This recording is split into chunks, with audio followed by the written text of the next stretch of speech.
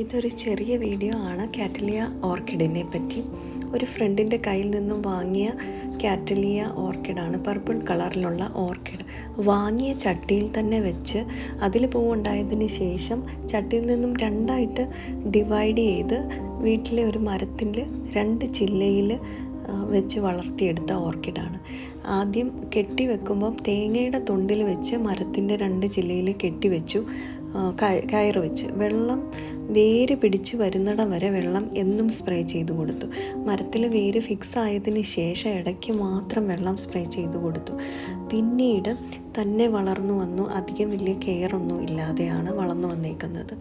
ആദ്യ വർഷം ഒരു പൂവ്, ഇത് 2ാമത്തെ വർഷമാണ്. കുറച്ചധികം പൂക്കളുണ്ടായി. ഇനിയും മുന്നോട്ടുള്ള വർഷങ്ങളിൽ ഒരുപാട് പ്രതീക്ഷയുടെ പൂക്കൾ വിടരട്ടെ എന്ന് പ്രതീക്ഷിക്കുന്നു.